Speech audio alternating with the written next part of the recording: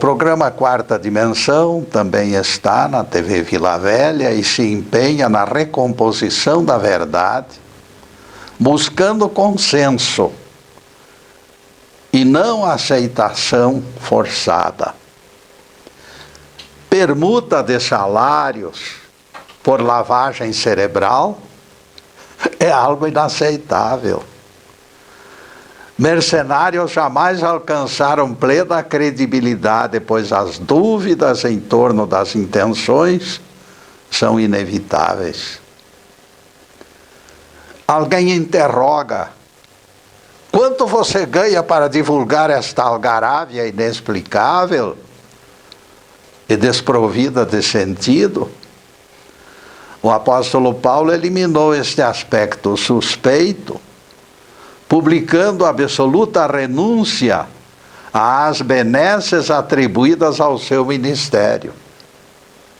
Ele disse: a ninguém pedi prata nem ouro, essas minhas mãos me sustentaram, a mim e aos meus companheiros. Atos 20, versículos 33 e 34. Quem conhece a jornada de Paulo, sempre viajando para propagar a doutrina do Cristo, compara seu desapego com os atuais pregadores. O resultado da análise torna-se chocante, quando tomamos conhecimento que ele pagava também as despesas dos seus acompanhantes. Ficamos ainda mais surpresos quando descobrimos que o apóstolo fabricava tendas como operário e conseguia remuneração temporária aonde ele chegasse. Para outros pregadores da sua equipe era mais difícil. Por isso Paulo assumira os encargos dos companheiros. Analisem isto porque é muito importante. O tema de hoje será: maior descoberta do universo. Descobrir mistérios da divindade tem sido a aspiração humana desde que o mundo foi criado. Com 2 ou 3 anos de idade, eu já fora informado que Deus está em toda parte. Apesar da memória tênue e enfraquecida pelo tempo, eu ainda recordo, embora vagamente, que naquela época eu falava com Deus e Ele me escutava. A criança tem isto de belo. A criança acumula vantagens. Além de mais próxima do mundo espiritual do que os adultos, ela fica temporariamente livre do peso do karma. Os eflúvios de recente convivência na colônia espiritual ainda lhes proporcionam efeitos benéficos. Num dos natais distantes da minha infância, sofri os efeitos da crise financeira dos meus familiares. Foi o que aconteceu comigo nos finais da década de 30. Naquela época ficáramos ainda mais pobres. Meu presente já estava empacotado por Papai Noel. Vejam só. Era caneca cor de burro quando foge, comprada por meia dúzia de tostões. Naquele tempo existiam tostões e não centavos.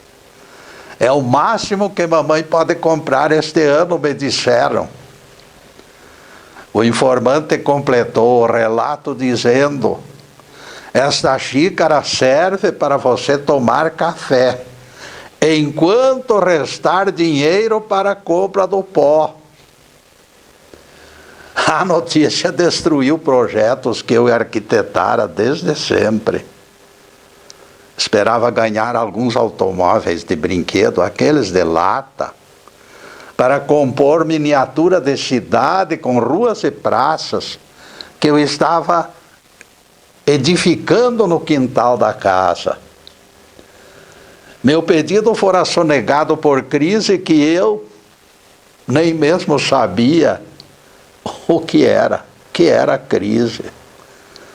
Misturando barro e pequenas pedras, utilizei espaço de terreno na casa onde nasci para edificar o que denominei Cidade do Gigante Indomável. Vejam só.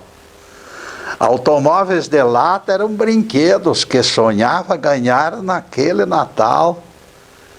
Em vista da expectativa frustrada, a caneca se tornou decepção insuportável para o garoto Getúlio.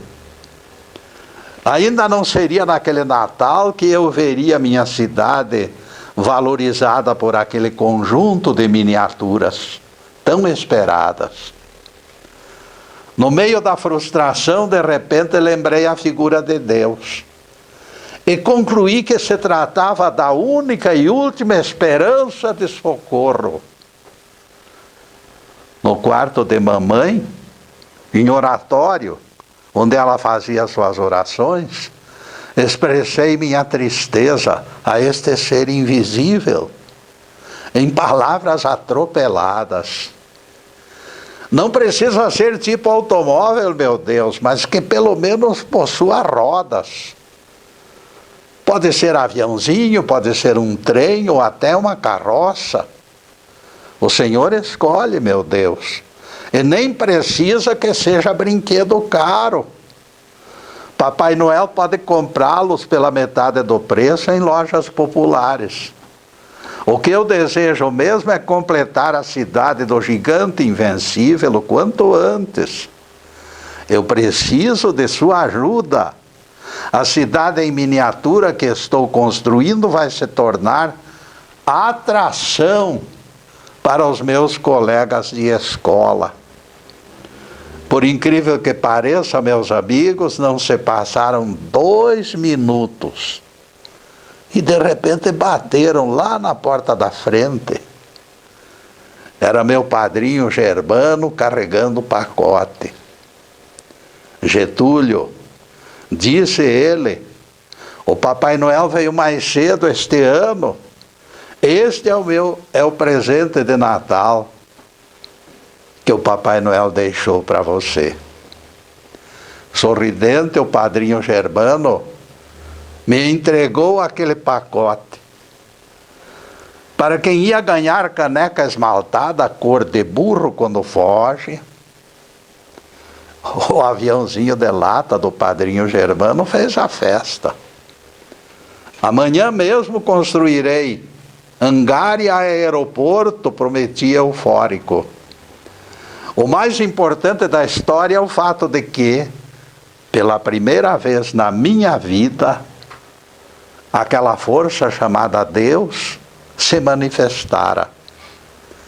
Com certeza, fora o Pai dos céus que induzira meu padrinho a desviar trocados do seu também fraco orçamento para salvar o afilhado da decepção. Foi Deus, eu declarei com certeza inabalável. Até hoje, quando lembro este esplêndido episódio, reflito o quanto ele fez parte das minhas cogitações e dos meus dilemas no caminho da fé. A concordância da minha madrinha permitiu que o esbanjamento fosse concretizado em tempos difíceis. A escolha do brinquedo, quando poderia ter sido meia, lenço ou chinelo, mostrou que o menino Getúlio, ou para o menino Getúlio, uma interferência poderosa. A compra antecipada do aviãozinho dias antes do Natal comprovou interesse divino em aplacar a decepção o quanto antes. Acima de tudo, porém, eu ressalto a coincidência da minha prece com a entrega instantânea daquele brinquedo. Todas estas circunstâncias reunidas apontam inteligência superior, coordenando o atendimento da oração de todos os viventes. Deus providenciou que eu guardasse tais reminiscências no escrínio seguro da alma. Apareceram outros fatos e dúvidas nos meus descaminhos, porém. No balanço das experiências se avolumaram questionamentos. Desde a infância, eu busco coerência doutrinária e não tem sido fácil. Eu quero entender, eu preciso entender. Atravessei épocas difíceis. O carrossel do pensamento muitas vezes roda em círculos lentos, dando impressão de freio acionado. Noutras ocasiões, os cavalos da minha carruagem empinam furiosamente, revelando impaciência e rebeldia, falta de fé na própria pessoa, falta de fé nos pais, na esposa, nos amigos, no trabalho, na humanidade inteira. Até mesmo dúvidas e inseguranças quanto à finalidade da vida.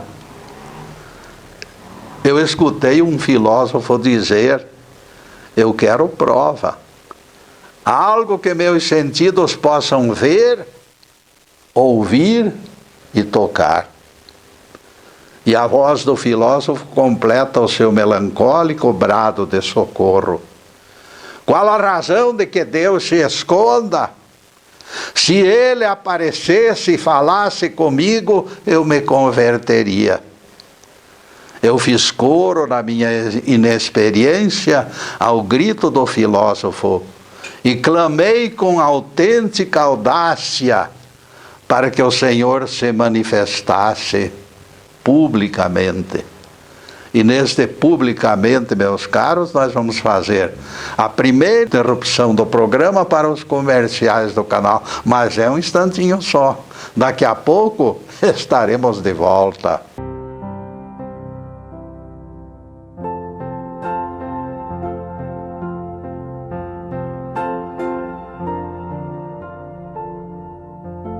Já estamos no segundo bloco do programa Quarta Dimensão.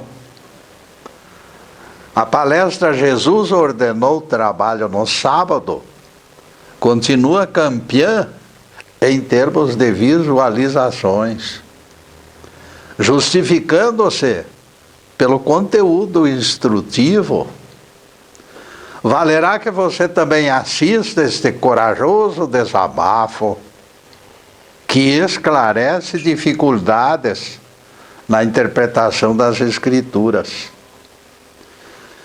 Como tarefeiro solitário, estou satisfeito com as visualizações dos nossos mais de 200 trabalhos que você encontra no YouTube.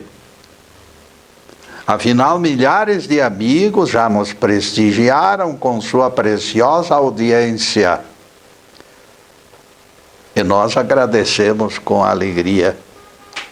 O importante é que os acessos continuam crescendo. O conteúdo deste horário é gravado nos estúdios Fernando Martins e palestras anteriores podem ser assistidas pelo Facebook.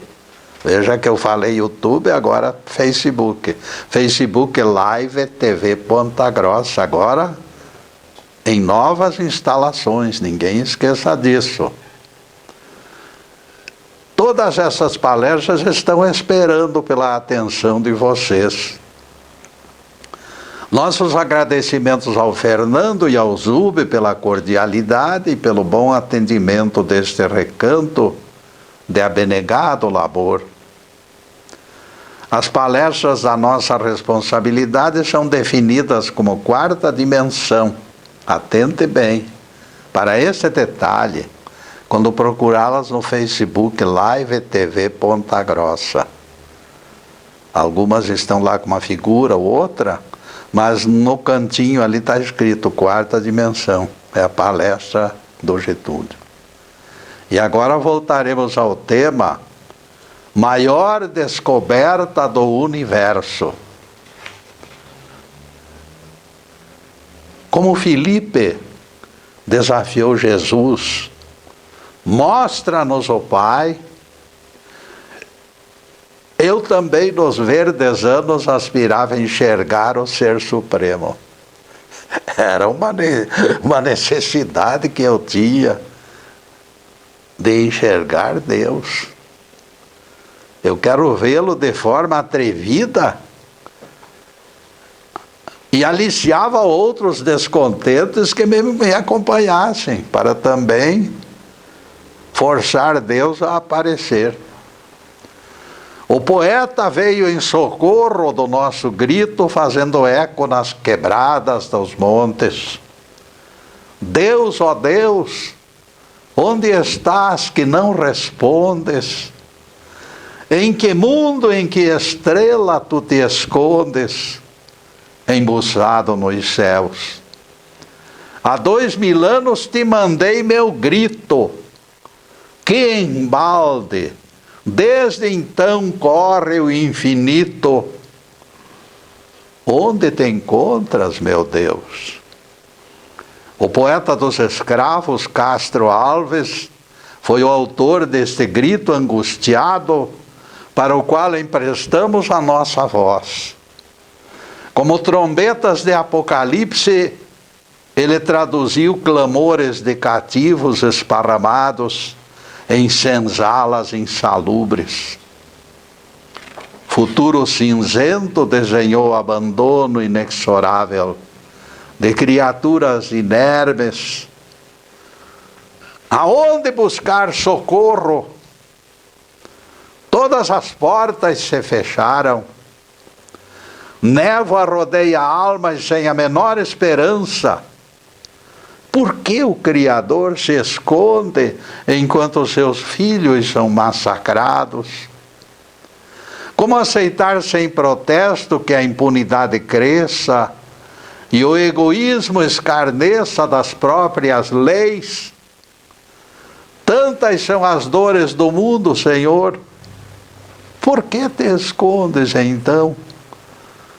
Os profetas nos transmitiram notícias alviçareiras e esperamos por novos tempos. Eles anunciaram tua presença no coração dos teus filhos e nós cremos, Senhor. Estarias conosco, foi promessa entregue por eles. As profecias desses paranormais abençoados, todavia, vêm sendo desmentidas pela realidade cruel do mundo em que vivemos. As injustiças se repetem, os maus escarnecem das próprias leis. A palavra respeito perdeu validade e perdeu valores. Em pleno dia, os infratores praticam atos que em outros tempos eram escondidos na escuridão da noite. No mesmo chão convivem opressores e oprimidos. O chicote da desigualdade fabrica vítimas, Senhor. O desejo de conhecer Deus, embora antigo, ainda é manifesto. O Evangelho conta que Filipe, curioso, se dirigiu a Jesus. Senhor, mostra-nos o Pai e ficaremos plenamente recompensados. João 14, verso 8. Demonstrando certa tristeza pela incredulidade do apóstolo, Jesus lhe disse: Filipe, há tanto tempo estou convosco e não me conheceis. Quem vê a mim, vê o Pai. Como podeis esquecer tal coisa e pedir, mostra-nos o Pai? João 14, verso 9. Pouco depois, Jesus disse aos apóstolos: crede que estou no Pai e o Pai em mim.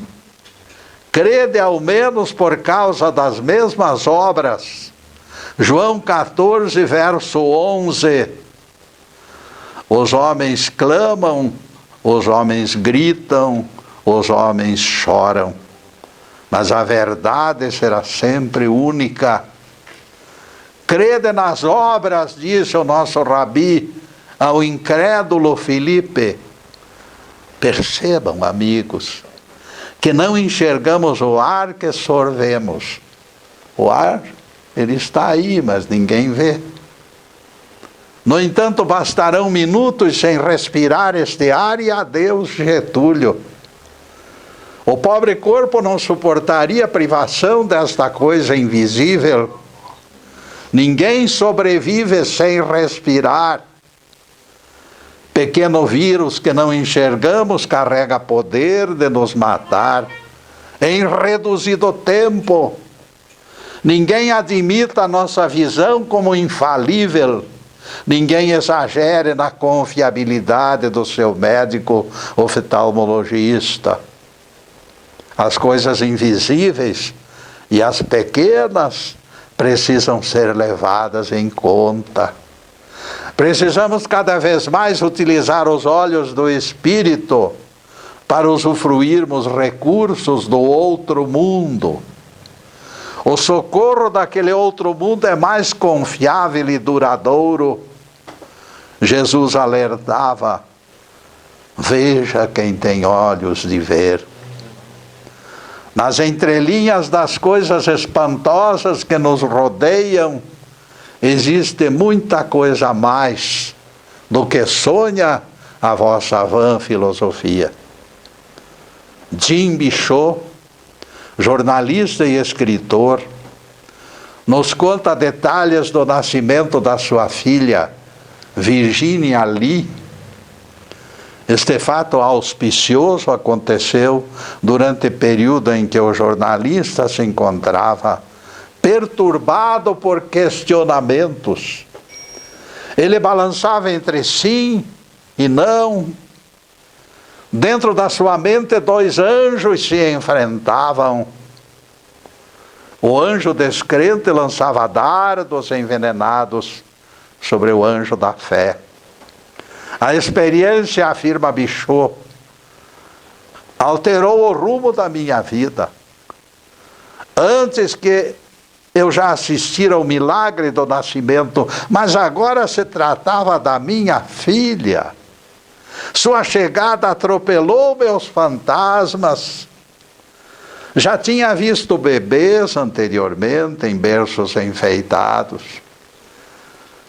Tinha pronunciado discursos laudatórios que agradaram casais embevecidos, a despeito dos sorrisos desdentados dos seus pimpolhos.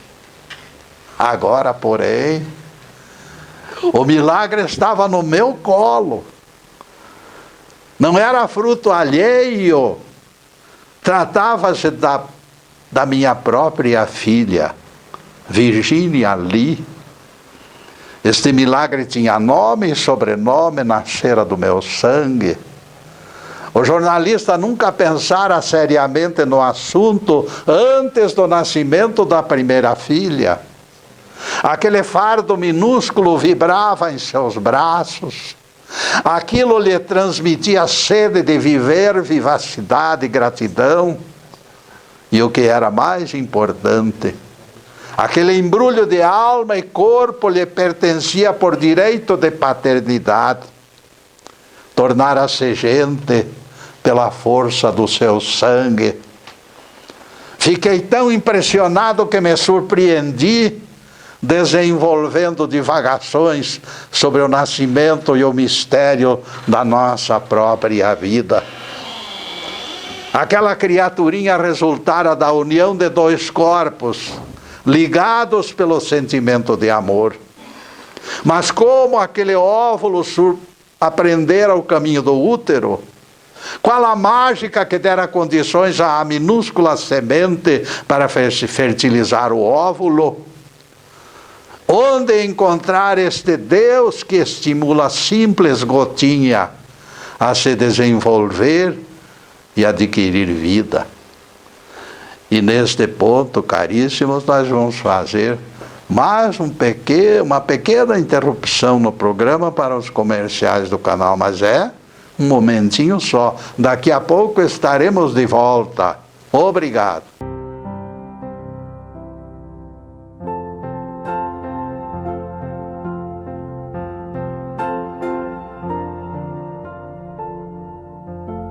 Estamos retornando com o programa Quarta Dimensão, terceiro bloco.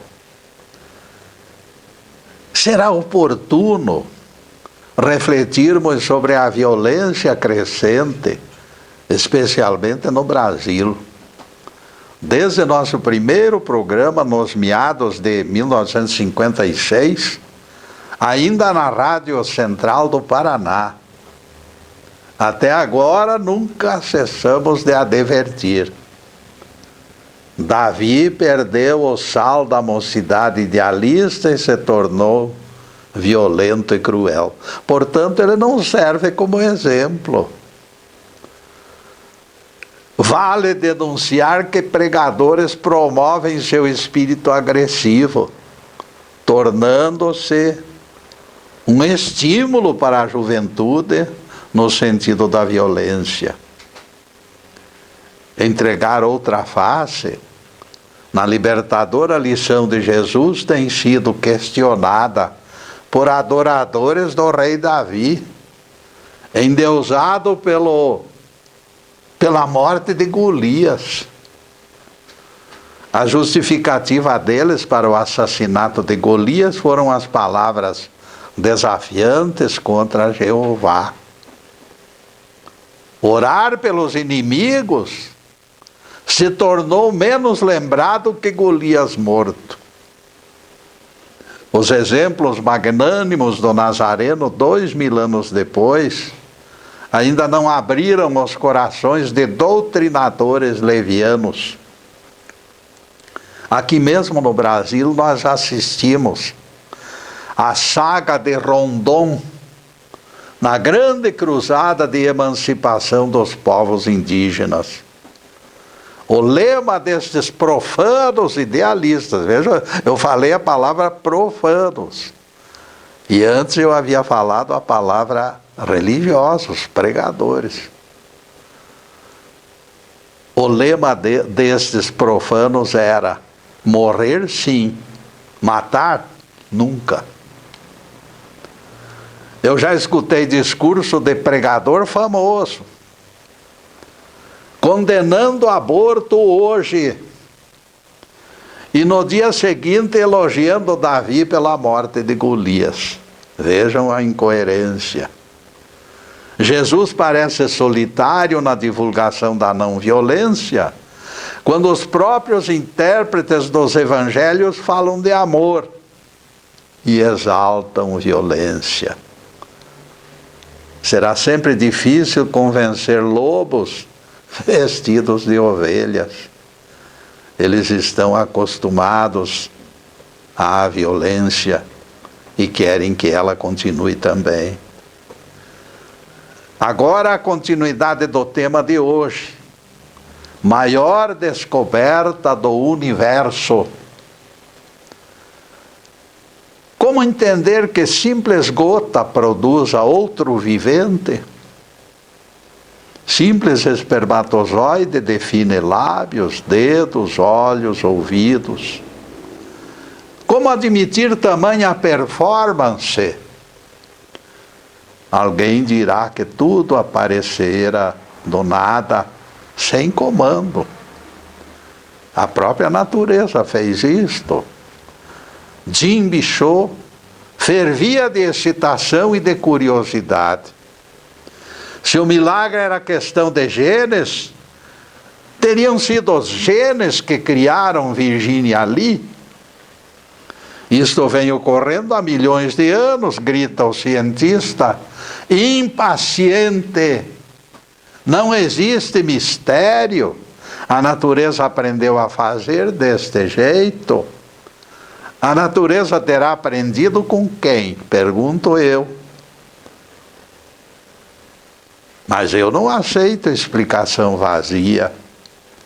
Por mais afastada que seja a origem de algo, será necessário que apareça o autor da obra.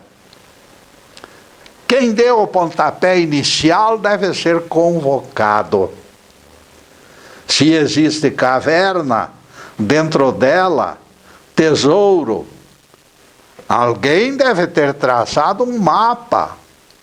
Procuremos o autor do mapa e ele terá que nos explicar. Para o apóstolo Filipe, Jesus é o rosto da verdade. Jesus é a autoria de tudo no planeta Terra. Quem vê a mim, enxerga o Pai. Na afirmação de Jesus. Para Jim Bichot, o corpo adorável da filha se originara de alguém poderoso, que aquele ser invisível fosse louvado para sempre.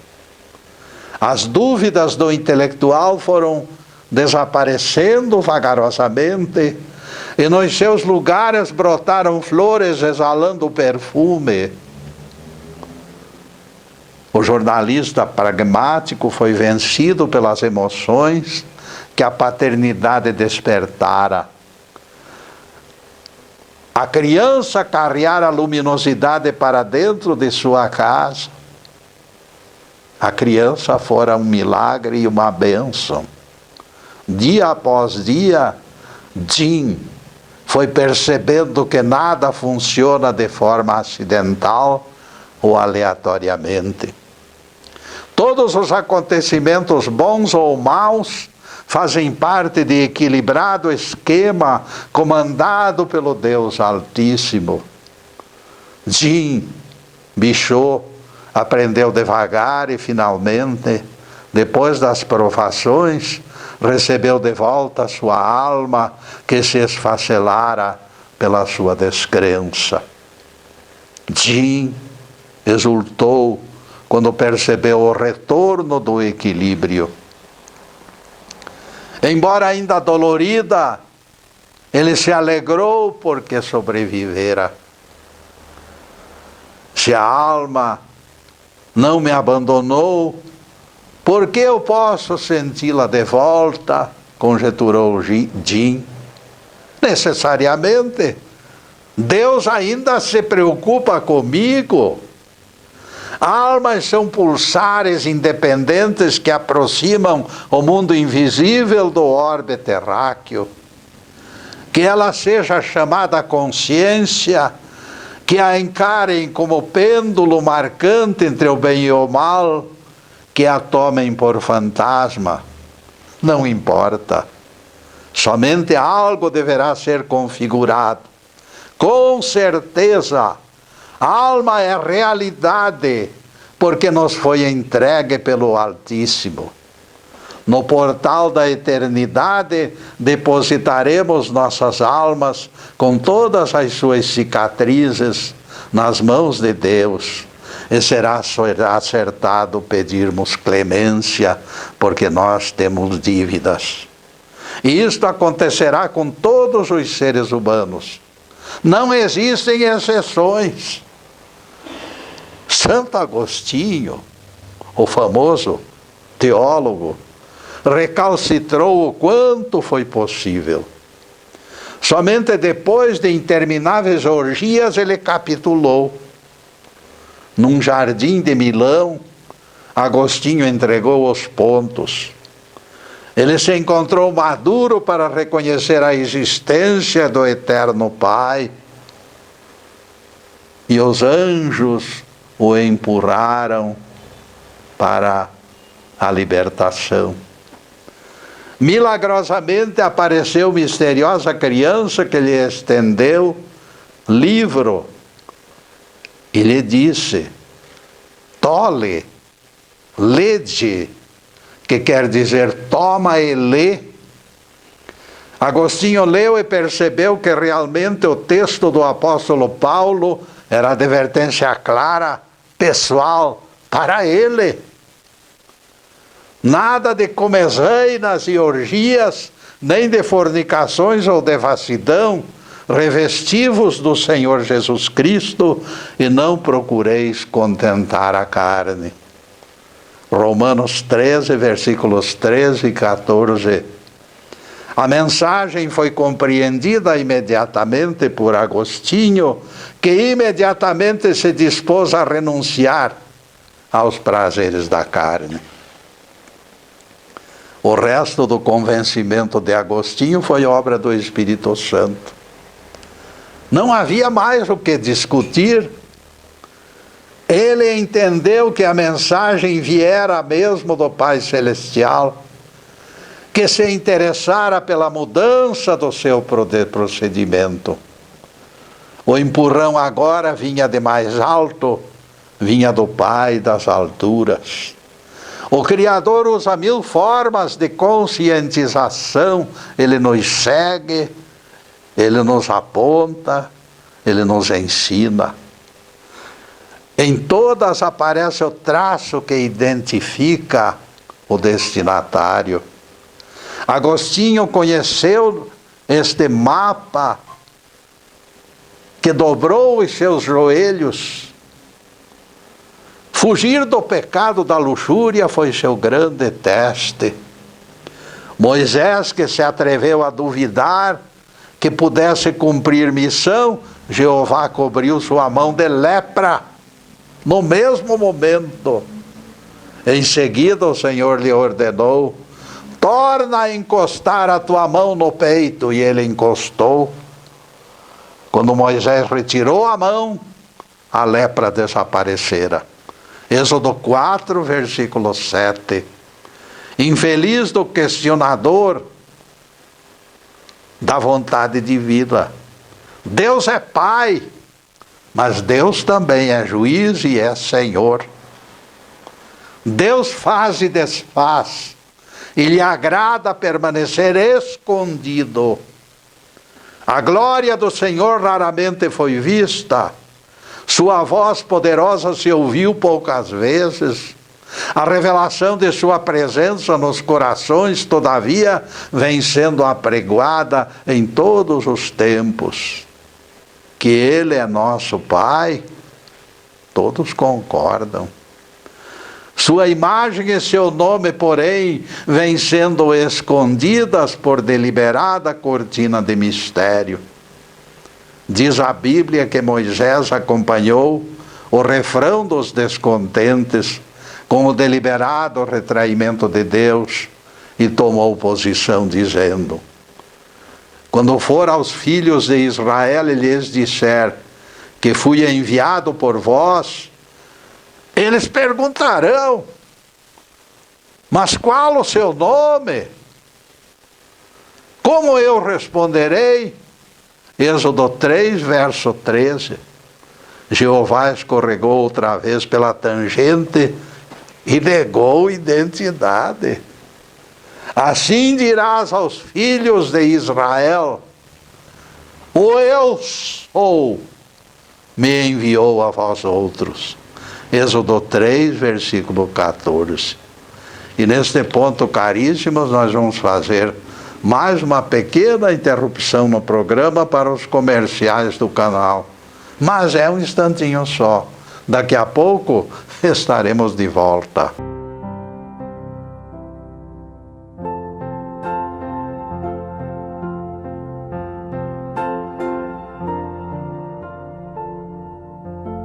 Passaremos agora ao último bloco do programa Quarta Dimensão.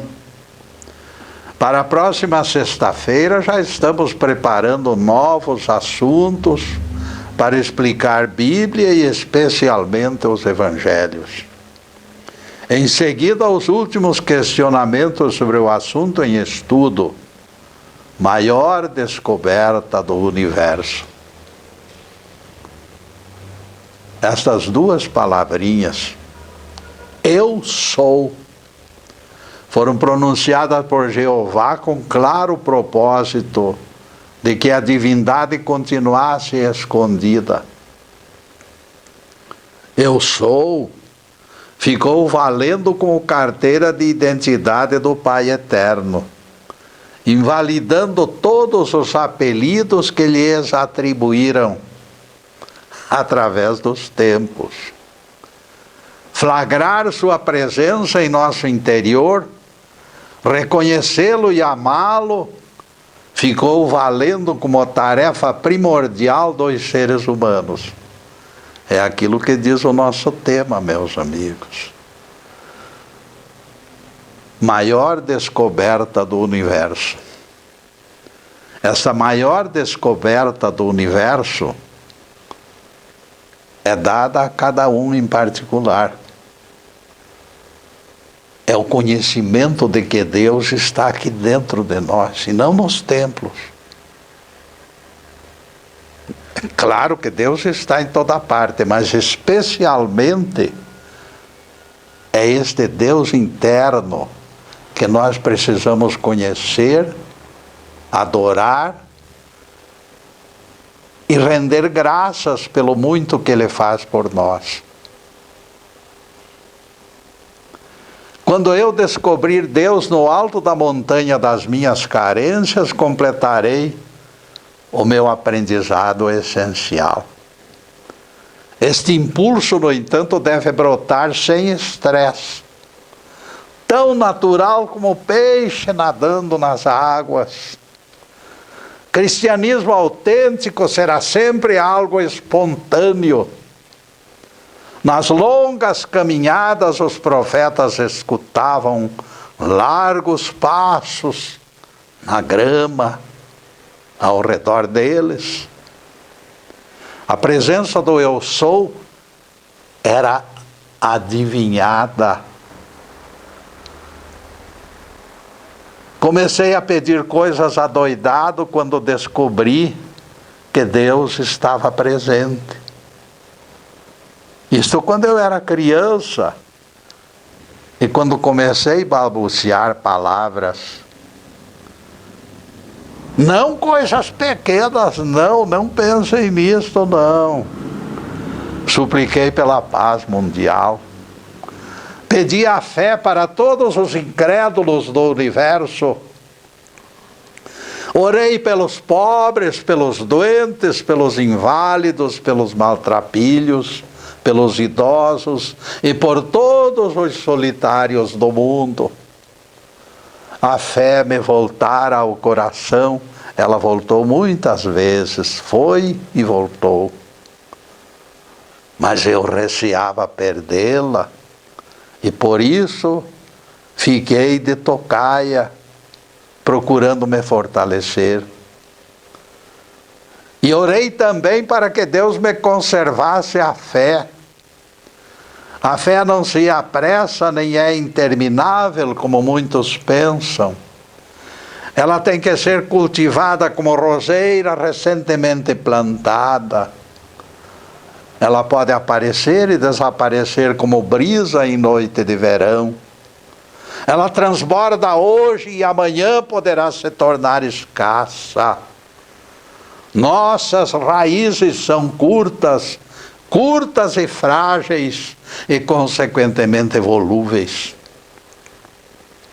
Por alguns tempos, eu até me julguei enamorado da fé. Tão palpável a sua presença, tão doce a sensação que inundava meu espírito. Mais tarde eu a classifiquei mais amiga do que namorada. Auscultei a fé com disposição bem humana, analisando seus contornos por inteiro, fibra por fibra. Finalmente a calma despontou envolta em melodia gostosa e não mais exigi manifestação corpórea do Deus escondido. Não houve aparições, nem espectros se desenhando nas paredes. O relevante e o sublime é que eu sentia que mesmo assim, Ele, o Eu Sou, estava presente, embora sem manifestação. Então apostei na certeza de que estava ao meu lado. Percebi que o Eu Sou se manifestava com toda a força da sua divindade. Aquele que sempre fora meu Pai, finalmente fora reconhecido por mim. Esta é a grande descoberta do universo. Naquele momento resgatei desencontros e o Pai Celestial me entregou custódia da minha identidade. Meu desempenho estaria sendo avaliado, porém, Ele me advertiu que voltaria para o acerto final. Quando acordei daquele sonho, e tomei consciência da avaliação que me fora revelada, me assustei. Eu não fizera mais que empurrar desacertos para debaixo do tapete, protelando soluções. Murmurei arrependido: perdoai vosso servo, Senhor, pela inconsciência de todos os anos perdidos. Dai-me forças para melhorar minha imagem diante dos vossos olhos. Pronunciei estas palavras e as repeti muitas vezes, lamentando as escaramuças e os desencontros injustificáveis. E também falei: meu Deus, eu era menino quando pedi aquele brinquedo de lata, há muitos e muitos anos, sem conhecer nada em termos de fé. E a vossa misericórdia me concedeu o que eu queria sem que eu merecesse. Daquele dia para cá, muitas vezes eu tenho sido socorrido e curado.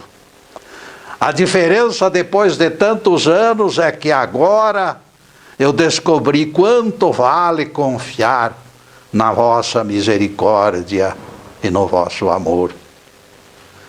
Quando a fé e confiança se unem, revelações e milagres se tornam irrelevantes. O vivente se entrega nas mãos de Deus e ponto final. Verdadeiro cristão não exige retrato, nem carteira de identidade, nem presença física de Deus ou do Cristo. Basta mergulhar no aconchego do Espírito Divino e pronto. Nesta altura, Jesus nos qualifica para o gozo da fé. Lembremos-nos do que ele disse para o incrédulo Tomé: porque me viste, creste, Tomé. Bem-aventurados os que não viram e creram.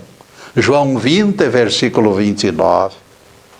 Desde que cultivemos a fé, não será mais necessário que os nossos olhos vejam coisa alguma.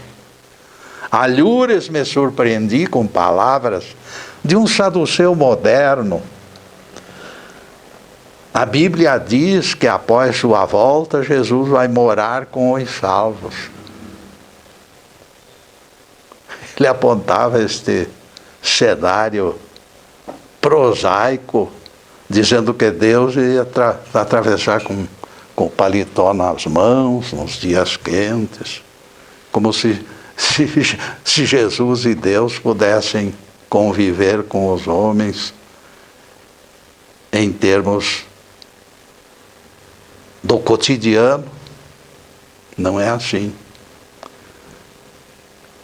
A Bíblia diz que ele vai voltar, Jesus vai voltar, mas para nos encaminhar e para nos dar a qualificação de que é necessário para a nossa salvação.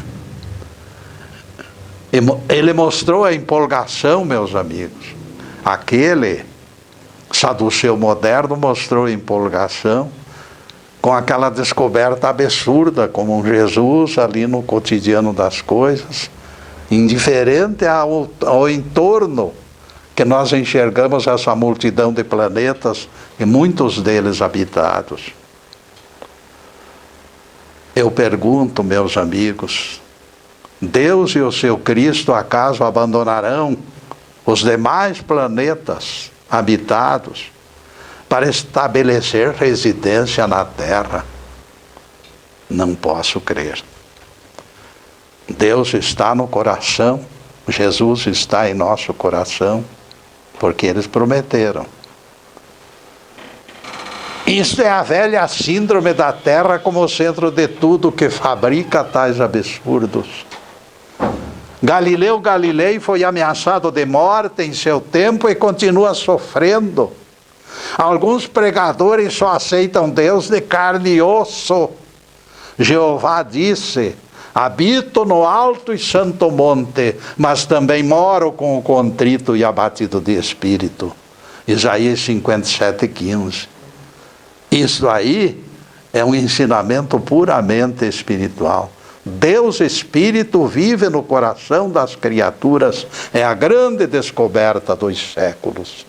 Essas palavras, da mesma forma que outras do gênero, significam que o Senhor dos mundos e o seu Cristo espiritualmente velam por nós, estão ao nosso lado, nos ajudando a superar as dificuldades. Diz Paulo: os atributos invisíveis de Deus se reconhecem pelas coisas criadas por Ele. Romanos 1, versículo 20. O maior dos milagres jamais produziria bem-estar e alegria maiores que as bênçãos alcançadas por aqueles que realmente têm fé. Louvado seja Deus. Que o Senhor nos abençoe e nos guarde. Que o Senhor faça resplandecer o seu rosto sobre nós e tenha misericórdia de nós. Que o Senhor sobre nós levante o seu rosto e nos dê a paz. Louvado seja o nosso querido Deus Pai. Louvado seja o santo nome de Jesus, o nosso Cristo. Obrigado, Deus. Obrigado, Jesus. E todos vocês, além desta câmera, meus amigos, saibam que eu estou vibrando para que possam receber as bênçãos de muita paz, alegria, prosperidade, saúde, tudo de bom. Mas, acima de tudo, amor no coração.